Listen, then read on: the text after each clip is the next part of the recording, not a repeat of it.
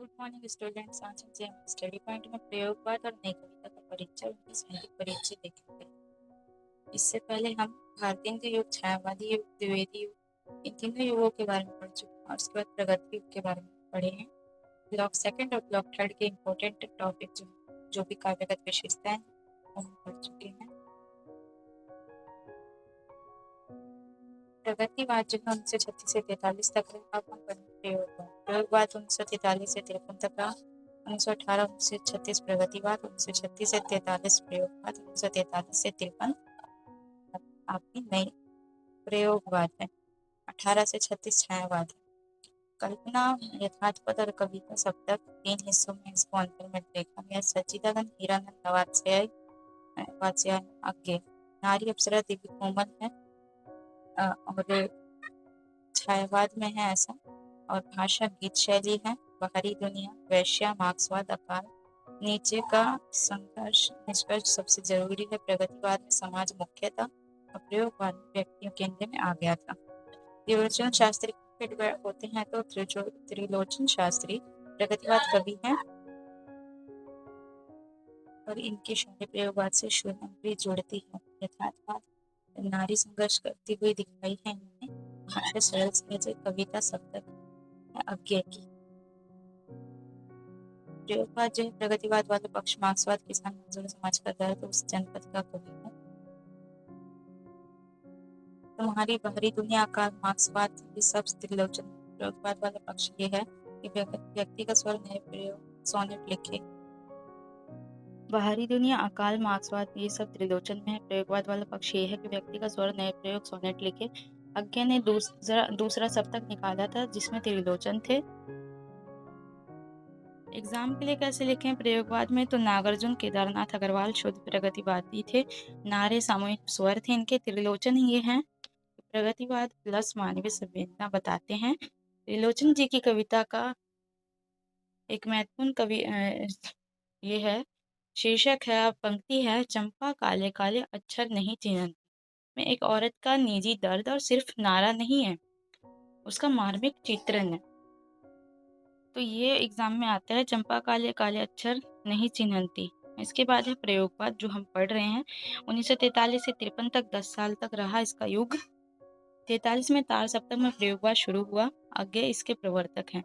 अब ये क्या है, प्रगतिवाद और प्रयोगवाद में यथार्थवादी कविता लिखी गई जो समाज की सच्चाई को उजागर करती थी, यानी सच्चाई से जुड़ी हुई बातें और कविताओं को चुना गया।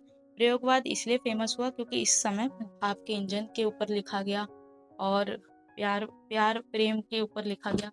प्रेम का बल्ब फ्यूज हो गया, इस टॉपिक पे लिखा गया, तो इसलिए प्रयोगवाद कहा गया क्योंकि नए नए शब्दों और नए नए प्रयोगों पर लिखा गया।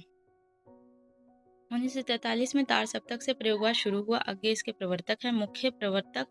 मुख्य बात यह है कि प्रगतिवाद ने हम की कविता प्रयोगवाद में मैं की कविता हो गई। हम का मतलब सब और प्रयोगवाद में मैं यानी व्यक्ति को महत्व दिया गया। त्रिलोचन इसी में मैं और हम के बीच के कवि हैं जो दोनों ही तरह की कविता लिखते हैं, प्रगतिवादी और प्रयोगवादी दोनों तरह की।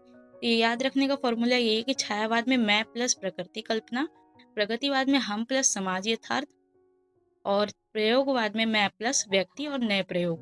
त्रिलोचन में हम प्लस समाज में प्लस मैं का दर्द। छायावाद 1918 से 36 प्रमुख प्रवृत्तियां ये हैं जो आप देख सकते हैं। प्रगतिवाद में आप प्रमुख प्रवृत्तियां ये देखिए जो हम पहले भी पढ़ चुके हैं।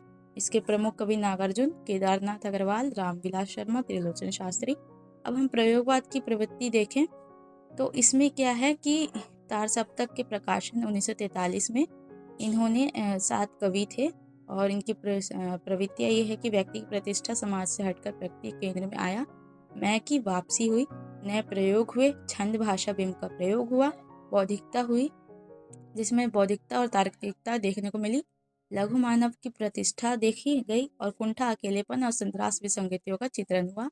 भाषा दैनिक जीवन की और नए शब्दों का गठन हुआ।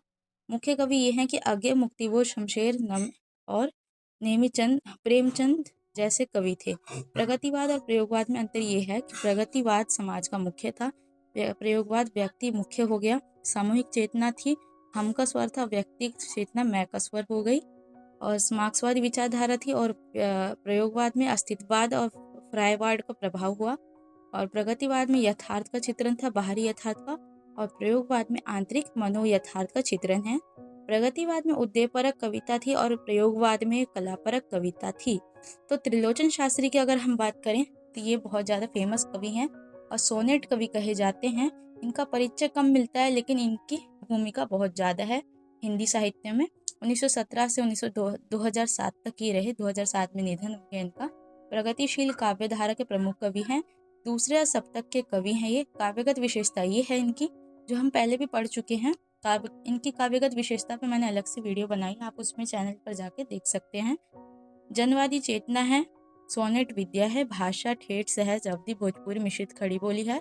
और प्रगतिवाद प्लस मानववाद है, लोक जीवन के बारे में बताते हैं ये। गांव की मिट्टी, धूल, खेत की सीधी सौंधी गंध।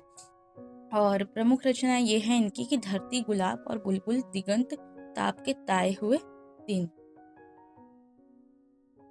तो प्रयोगवाद जो है 1943 से 53 में, अंग्रेजी नाम इसका एक्सपेरिमेंटलिज्म पड़ा। प्रवर्तक सच्चिदानंद हीरानंद वात्स्यायन आज्ञा है। मूल मंत्र ये है कि हर चीज को समाज के नजर से ना देखकर व्यक्ति के सुख दुख के महत्व से देखना चाहिए। 1943 में तार सप्तक निकला जिसमें अज्ञे द्वारा संपादित किया गया ये प्रयोगवाद का घोषणा पत्र था। 1951 में दूसरा सप्तक निकला, इसमें त्रिलोचन, मुक्तिबोध जैसे कवि शामिल थे। नोट ये है कि तार सप्तक के कवियों को राहों के अन्वेषी कहा गया। ये बहुत ज़्यादा इंपॉर्टेंट पॉइंट है। प्रयोगवाद की मुख्य प्रवृत्ति ये है कि व्यक्तिवाद रहा इस युग में। प्रगतिवाद के हम के स्थान पर मैं को महत्व दिया गया। कवि ने व्यक्ति के निजी सुख दुख और गुस्से को, कुंठा को, अकेलेपन को केंद्र में रखा। राहों का अन्वेषण किया, सिंबल, नए रास्ते की खोज, परंपरागत छंद, बिंब, प्रतीक को जो तोड़कर नए प्रयोग किए गए। नए उपमान और नए उपयोग हुए। भाषा के इस्तेमाल, भाव के इंजन की नई चुनौतियां स्वीकार की। काव्य के चूल्हे हिल गए, घमासान का बदल कमाल हो गया। प्रगतिवाद वर्सेस प्रयोगवाद में हो गया। प्रगतिवाद वर्सेस प्रयोगवाद इस नोट्स का सार हो गया। प्रगतिवाद में समाज मुख्य था, प्रयोगवाद में व्यक्ति आ गया। अब हम पढ़े नई कविता, तो ये 1954, वैसे तो 51 से कहते हैं कितने कवि, 55 से कहते हैं 60 तक, लेकिन ये 54 से 1960 तक रहा, ऐसा मान सकते हैं। का पहला ये है कि नई कविता 51 से 60 तक रही। नोट 1960 के बाद की कविता को समकालीन कविता कहा गया। पृष्ठभूमि और नामकरण ये है कि पत्रिका इलाहाबाद से प्रकाशित पत्रिका नई कविता से इसका नाम पड़ा। संपादक डॉक्टर जगदीश गुप्ता ने यह पत्रिका निकाली थी। स्वरूप यह प्रगतिवाद और प्रयोगवाद का विकसित रूप है। ये नई कविता की प्रमुख प्रवृत्ति यह है कि बौद्धिक, विश्लेषणात्मक, तार्किक रूप है। और इस नोट्स के 6 बिंदु हैं। नई कविता तुम्हारी इस नोट्स के 6 बिंदु हैं, जिसमें बौद्धिक, विश्लेषणात्मक, तार्किक, आगे का प्रसिद्ध कथन, आओ अतीत को भूले और रग रग को भी छू ले, हरी घास पर क्षण भर, यह क्षणवाद का सिद्धांत है जो पल भर की बात होती है इस कविता में।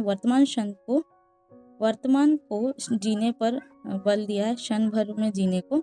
नई कविता की अन्य विशेषता यह है कि पहला है शिल्प, पैटर्न लिखे गए इसमें शैली को लेकर महत्व दिया गया।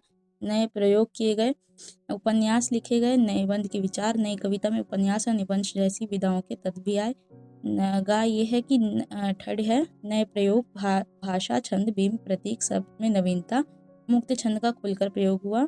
अब क्या हुआ कि प्रगतिवाद वर्सेस प्रयोगवाद वर्सेस नई कविता हो गया इस युग में। प्रगतिवाद जो है आपको 1936 से 43 का जो दौर है, वहाँ से लेकर 1960 तक, ये तीनों जो युग रहे ये सेम टू सेम ही रहे। एक दूसरे का प्रभाव रहा। समाज मुख्य, व्यक्ति प्लस समाज दोनों, हम का स्वर, मैं का स्वर प्लस सामाजिक संदर्भ के साथ। स्थूल यथार्थवाद, मनो यथार्थवाद, लघु मानव की प्रतिष्ठा, नारा प्रयोग, बौद्धिकता प्लस संवेदना, इस सब देखने को इस युग में मिले, इन तीनों युग में। छायावाद कल्पना से जुड़ा है, प्रगतिवाद समाज का यथार्थ है, प्रयोगवाद नए व्यक्ति का प्रयोग, और नई कविता जो है प्रयोगवाद का परिपक्व प्लस बौद्धिक यूज है। पहला इसमें 5वीं विशेषता है कि इसके प्रमुख कवि अज्ञे, मुक्तिबोध, शमशेर बहादुर सिंह, धर्मवीर, भारती, कुंवर नारायण, विजय देव नारायण शाही हैं। 1951 से 60 का समय रहा। पत्रिका नई कविता, संपादक डॉक्टर गुप्ता, इलाहाबाद से रही। मूल मंत्र बौद्धिकता, विश्लेषणात्मक, तार्किक, क्षणवाद है। आई होप कि आपको ये वीडियो हेल्पफुल लगी हो, इजी नोट्स लगे हो, समझ में आया हो प्रगतिवाद से नई कविता तक का युग। वीडियो अच्छी लगे तो लाइक एंड सब्सक्राइब कीजिए और ज़्यादा से ज़्यादा शेयर कीजिए। Thank you.